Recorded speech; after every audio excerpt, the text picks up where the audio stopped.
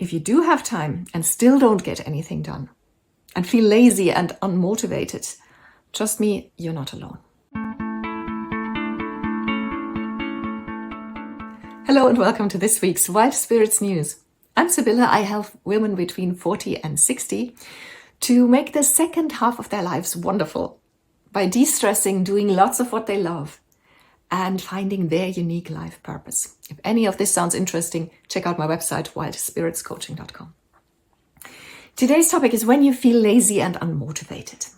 Picture the following. You're a busy modern woman coming home from work in the evening. It's on time for once. It's not 9 o'clock yet. You've eaten and you actually have a free evening ahead of you. Do you, A, start cleaning or exercising? B, pursue a passion or a hobby? Or C, collapse on the sofa and end up watching a movie on Netflix, or maybe go online and scroll through the social media? We all like to think that we would pick option A or B, but more often than we care to admit, we actually end up defaulting to C. And then we feel really unproductive and lazy and unmotivated because we don't even do something we actually really love. So what's going on? The background is what's really happening. I often talk about these insane modern expectations of filling every minute of every day with activity. There is real pressure in our lives from the job, the family, relationships, housework, sport, social obligations. I could go on and on and on. There is a lot. But that's not even all.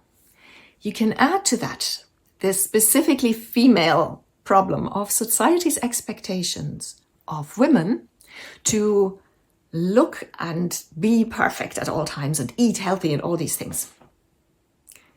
Here's a quote from the book Burnout, which I'll continue to recommend to every living, breathing human on this planet. I quote, "If you're using decision-making and attention-focusing cognitive resources on choices about food, clothes, exercise, makeup, body hair, toxins, and fretting about your body's failures, what are you too exhausted to care about that you would otherwise prioritize?" Now, you may think that you don't care what other people think, but trust me, you are affected by this. We are all to a certain extent the product of our environment. We're social beings. We're not an island.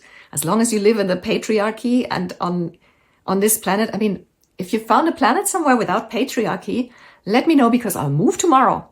But while you're on planet Earth in this day and age, you will be affected to some extent.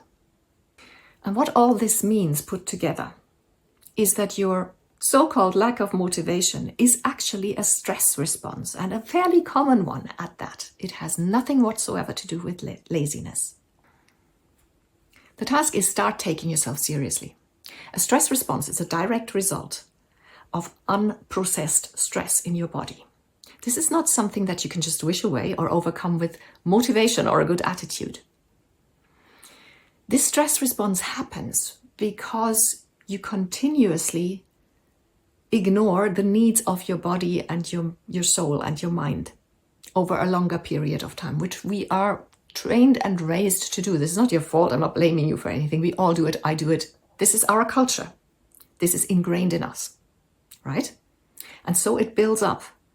And at some point, your system just short circuits and grounds you on the sofa. And your conclusion from that is that you must be malfunctioning rather than that you're experiencing a symptom. So what you're actually doing when you say you're lazy and unmotivated is you're not taking yourself seriously. You're just putting this down to some personal fault, to some character deficiency of yours, which it isn't. And I implore you to start taking yourself seriously and consider taking measures, such as the ones that I keep recommending: doing less, slowing down, prioritizing, aside from work, because obviously you do have to make a living, but also prioritizing things that don't make you money, such as your passions, hobbies, and interest. Now, these things are in direct contradiction to society's narrative of doing more and working hard and all these things. So they are tough as it is, but attempting them on your own is next to impossible. And this is where coaching comes in. And yes, this is my specialty. This is what I work on with my clients. So if you want to tackle this, absolutely talk to me. But honestly, any coach, any qualified coach can help you with this.